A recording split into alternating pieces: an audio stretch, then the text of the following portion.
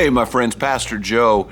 Our devotion this week comes from Matthew 11, and I say this every week, but it's just tough sledding. When Jesus is talking, you're like, wow, what does that one mean?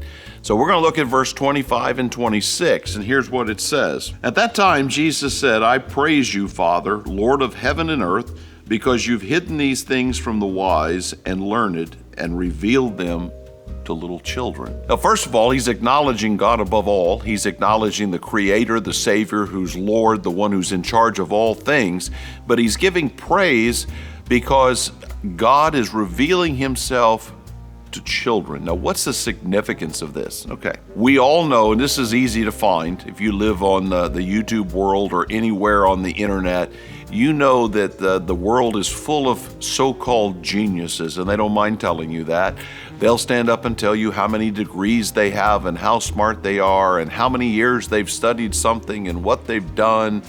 But you know what? If you've studied something and you studied the wrong thing for 28 years, you're still going to be wrong. But that's a bonus. Jesus said, I praise you, Father, that you've hidden it from the wise and revealed it to children.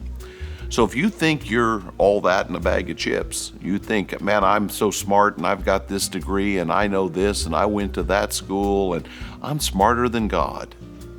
You need to know that Jesus reveals himself not to the people that think they're all that, but to the people who are like little children who are willing to trust and believe that there's a God who indeed is the great God who created all things. Don't educate yourself out of God. What a tragedy. See, children just trust.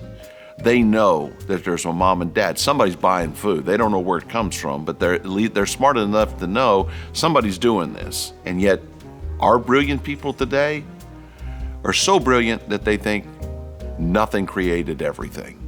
Jesus said, God, I just thank you that the little children still know the truth. You give that some thought.